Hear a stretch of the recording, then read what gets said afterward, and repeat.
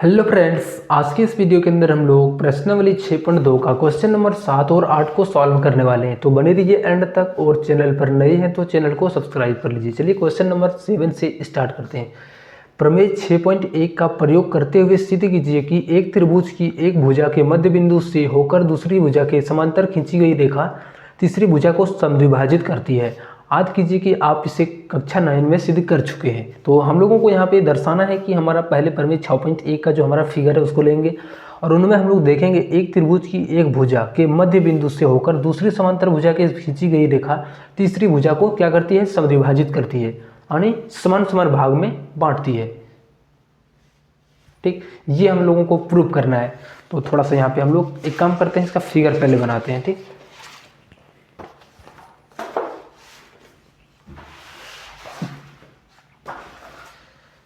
चलो तो यहाँ पे देखोगे तो सबसे पहले इसके लिए हम पाइथागोरस सॉरी यहाँ पे थेल्स के लिए जो हम लोग यहाँ पे एक त्रिभुज है, पहले हम लोग यहाँ पे त्रिभुज बनाते हैं। ठीक, ये हमारा कोई ABC एक त्रिभुज है। अब इसको क्वेश्चन को थोड़ा ध्यान से समझना है। पहले क्या क्वेश्चन में बोला गया है कि ऐसा बोला गया है कि जो हमारा इसके मध्य बिंदु है, यानी AB का हमारा ये मध्य बिंदु मान लेते हैं। अब इसके हमारा जो समांतर है, जो हमारा मध्य बिंदु है वो BC के समांतर है। ठीक, यानी हम लोग ऐसे यहाँ पर पे खींच देंगे। अब इसको मान लेते हैं PQ, कुछ भी मान सकते हो। ठीक, अब इसमें हम लोगों को सिद्ध करना है कि AQ और QC सेम है, यानी ये दोनों आपस में बराबर है। यही हम लोगों को दिखाना है। ठीक, तो थोड़ा सा यहाँ पे लिखेंगे, सिद्ध करना है। तो इस वाले में हम लोगों को प्रूव क्या करना है कि AQ के बराबर होगा QC। ठीक, ये हम लोगों को दर्शानी है। तो सबसे पहले हम लोग प्रमाण पर आएंगे। ठीक, प्रमाण में आएंगे और इसमें हम लोगों को जो दिया गया है, पहले हम लोगों को यहाँ पे क्या दिया गया है कि PQ जो है सो ये हमारा BC के समांतर है। लिखेंगे यहाँ पे पहले हम लोग कि PQ, चूंकि PQ समांतर है BC का, तो यहाँ पे त्रिभुज ABC में क्या होगा, जब भी इस तरीके से हमारा अगर यदि एक रेखा हमारा दूसरी रेखा के समांतर होता है और त्रिभुज के अंदर होता है तो ये दोनों आपस में क्या करता है, एक समान भाग में विभाजित करता है। ठीक, यानी यहाँ से हम लोग क्या बोल सकते हैं कि AP बट्टा PB का जो अनुपात होगा वो AQ बट्टा QC के बराबर होगा। तो यहाँ पे लिखेंगे AP बट्टा का PB और ये बराबर हो जाएगा AQ बट्टे का QC। ठीक, अब देखो यहाँ पे हम लोगों को दिया है एक चीज़, यहाँ पे दिया गया है कि ये जो हमारा P है AB का मध्य बिंदु है। ठीक, क्या है कि जो हमारा P है AB का मध्य बिंदु है, क्वेश्चन में ही बोला गया है। लिखेंगे चूंकि P AB का मध्य बिंदु है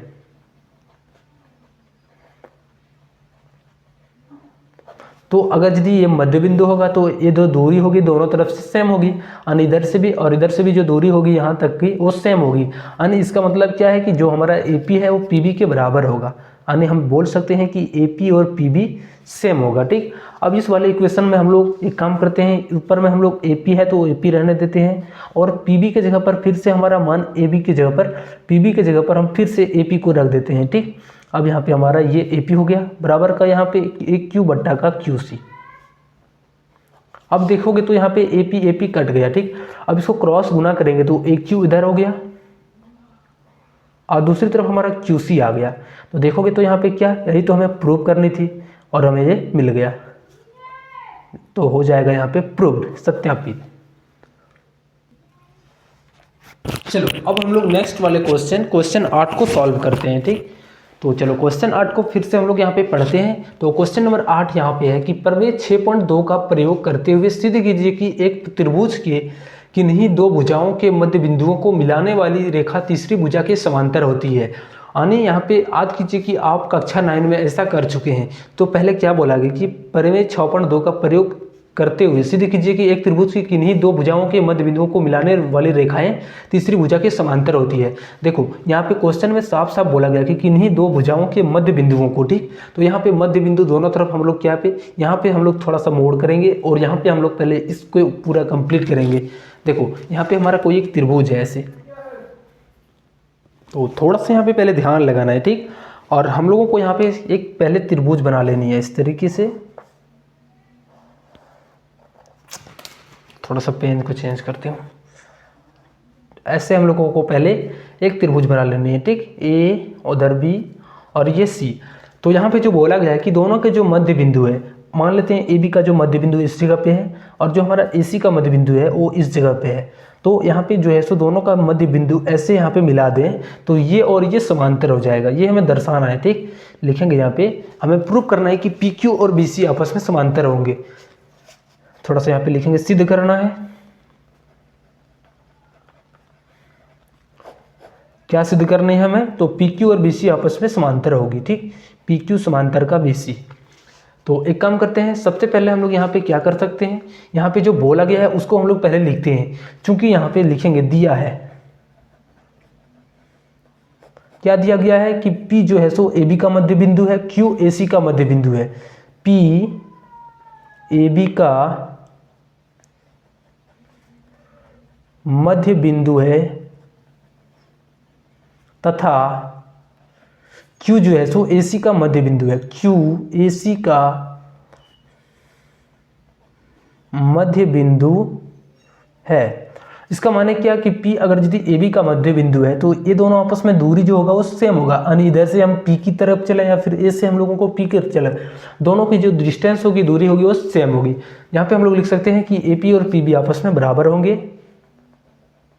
दूसरी तरीके से AQ और QC आपस में बराबर होंगे, ठीक। चलो एक काम करते हैं, इस AP और PB को हम लोग बराबर करके, ठीक, ऐसे, और यहाँ पे हम लोग कुछ नहीं है तो गुना में 1 मान लेते हैं, ठीक, क्योंकि किसी भी यहाँ पे हम लोग 1 मान सकते हैं। BB को जब 1 से गुना करेंगे तो हमारा कंप्लीट PB आएगा, ठीक। अब यहाँ पे हम क्या करते हैं, इस AP को रहने देते हैं, ठीक, और PB को इधर लाएंगे तो ये हमारा बट्टे में इधर आ जाएगा, तो यहाँ पे बनेगा भाई PB और यहाँ पे 1, इसको हम लोग पहला नंबर समीकरण मान लेते हैं, ठीक। अब नेक्स्ट वाला हमारा AQ बराबर का AC है, यहाँ पे लिखेंगे AQ के बराबर AC है, तो इसको भी हम लोग 1 से गुना करेंगे, ठीक, ऐसे करके यहाँ पे 1 से गुना करेंगे। अब किसी को भी 1 से गुना करेंगे तो हमारा वही संख्या रहेगा। अब यहाँ पे एक काम करते हैं, इस AC को इधर लाएंगे तो AQ बट्टा का AC बराबर इधर हमारा 1 हो जाएगा, ठीक। अब इसके बाद नेक्स्ट क्या करना है, समीकरण 1 तथा 2 से अब दोनों को हम लोग तुलना करेंगे। ये भी हमारा 1 के बराबर है और ये भी हमारा 1 के बराबर है, तो यानी ये जो दोनों दूरी, यानी ये जो दूरी हमारा यहाँ पे AP बट्टा PB है,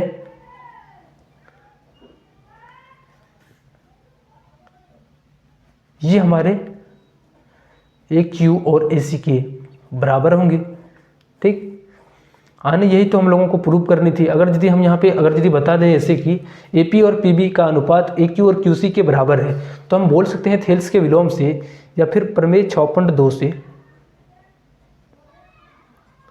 PQ जो होगा वो BC के क्या होंगे, समांतर होंगे, ठीक।